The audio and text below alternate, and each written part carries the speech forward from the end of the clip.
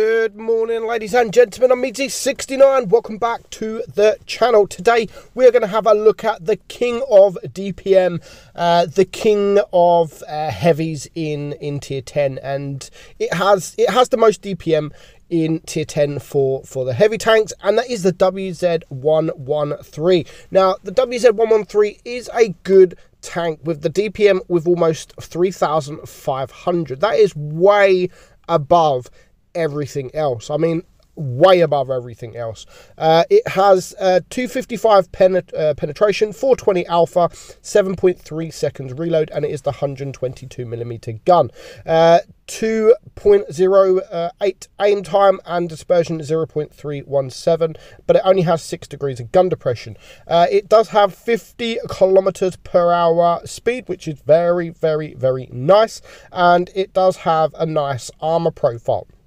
260mm on your turret, 100 on the side and 80 on the rear, and you have 120mm on your hull. Now, the upper hull is quite troll, however the lower part is quite weak. Now, there is a few good things about the tank and there are a few negatives about the tank, and when Wargaming buffed the alpha on this, that made it the highest DPM heavy in tier 10, were they right or were they wrong in making that buff? Now, I've watched Backchat's video, Backchat Begins. If you haven't, go and check it out. He says a few things about the tank. Some I agree with, some I don't. He goes on about the penetration on the thing. Yes, it has lower penetration than most of the heavies, but it's not really that much. It's like, what, not even, that's about 5mm or so less. So I would personally run this with the rammer. I would, as a heavy, I want to be pumping out as much damage as I can.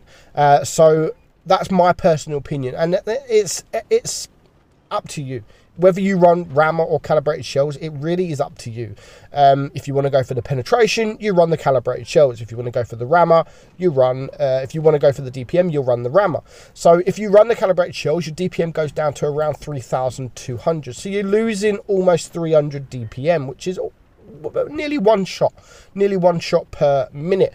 But that one shot can be crucial. So I just think, as a heavy, the main thing about this tank is the DPM. So lowering the DPM just makes it a normal another heavy. It still has high DPM, even with the calibrated shells. 3,200 is still way above all the other heavies in the tier.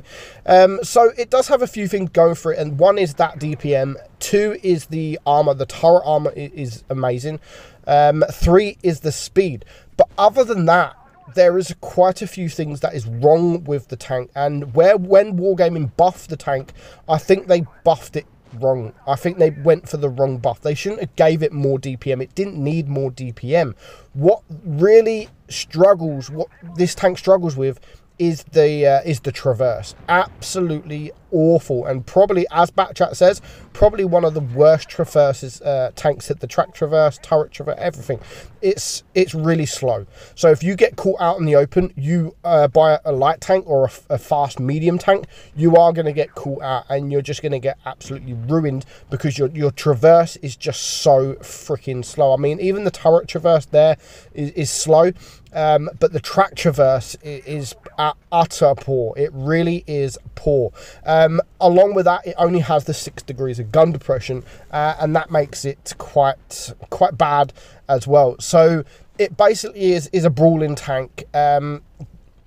You go, yeah, you can go hold down. Of course, you've got a nice turret, but you have to go hold down in a position where you can actually get your gun round and get some shots off. If you go on a dune, you're not, like here on this map, you're not going to be able to get your gun down to take shots off on the enemy. So that you have to play it in a certain position where you can go hold down, you can use the DPM, and you can use the armor profile on the tank, on this tank. So it's still a nice, it is still a nice tank. I know clans used to use this in tournaments because of the DPM, but now they are kind of going for tanks like the E5, because the E5 is a lot better, it's more situational.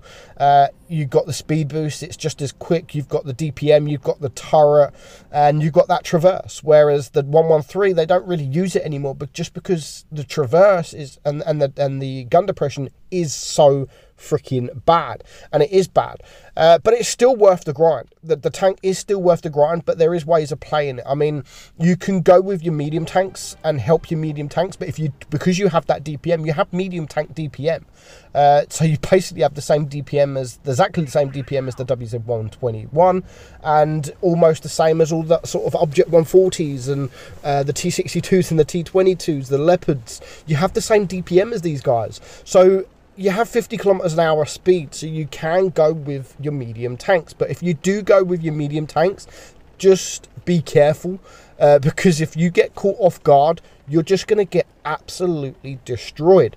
However, if you go with your heavy tanks, you can clear the heavies really quickly. You can side scrape, you can sort of go hold down, and you can sort of shoot them twice before they might shoot you once. You're going to shoot them twice for every time they shoot you once. So it really is up to you how you play the tank. And I do like the fact that you can play it in many scenarios. You can play it as a medium, you can play it as a heavy, but that doesn't make this tank unique, because there is a few other heavies. You've got the AMX 50B, you could do the same thing. Yes, I know it's an auto loader, but you have the E5, so there is other tanks that can do the same job as the WZ-113. So the main thing for me about this tank is that DPM. So you need to get yourself into a position where you can completely destroy the enemy team with the DPM. And now we're going to watch Shocky here. Absolutely brilliant game, and he's going to literally show you how to play this tank and the best way to play this tank. Now, he is on Canyon, and he has gone to pretty much the most OP position on any map. Like, this is one of the best positions on any map in the game. You can completely dominate the game when you're in this position, but it's not so good of a position if you're in a tank with no turret armor or no gun depression. It doesn't matter if you've got one of each. If you've got gun depression, you can still get into this position, even if you haven't really got turret armor. And likewise, if you've got turret armor but no gun depression, you can still get into it, because you can still poke up. They're still going to try and shoot you. You've got a very strong turret, and once they do shoot you, you can poke up even more to get the shot off. So look at this. A 2 versus 7. 2 versus 7 already. I mean, it's not looking good at all. Not looking good. And Shocky is just going to farm as much damage as he can. I think at this point he's thinking, right, okay, the game's finished. I mean, the enemy are on nearly 750 or now nearly 800 supremacy points. It's a 1 versus 7. A 1 versus 7. There is the first kill. He's still full hit points, but like I've said, what you have got in this tank is that DPM. Now, the armor profile, as I've said, that the upper plate is quite strong. However, the lower plate is not. And at the minute, he's got tanks all around him. But of course, he wants to go for the Jagdtiger. The Jagdtiger is the one with the DPM. There is a couple of other tanks that are low hit points. There's the E50 or the E50M. And he's now gone back to the garage. So Shocky has managed to bring it down to a 1 versus 4. So even if he dies now, you know, fair play to him. A 1 versus 7. Now a 1 versus 4. The Chieftain Mark 6 is a one shot. And you can see him trying to get out. Trying to turn around, and you can just see how bad that traverse is. Really bad. Love his decision making here, going for the Death Star. The Death Star was the only person there that could wipe him out with one shot. Yes, he has taken shots from these guys, but he's still alive, whereas he wouldn't be if he wouldn't have gone for the Death Star. So now it is a 1 versus 2.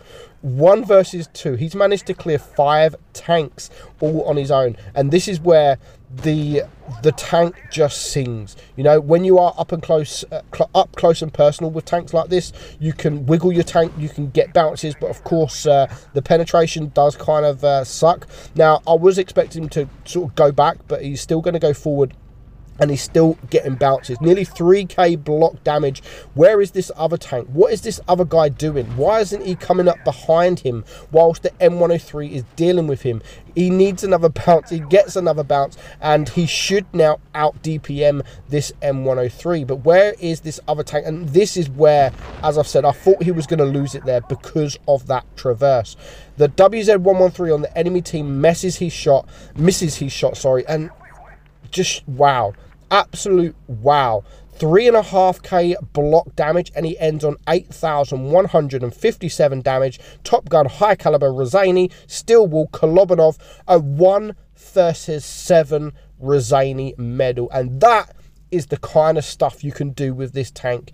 I mean, not everyone's going to do it. Shocky is one of the best players on EU server from the EG clan, so don't expect you to be able to do this, but it's a great tank. Hope you enjoyed it, guys. I'm Meadsy. Catch you soon.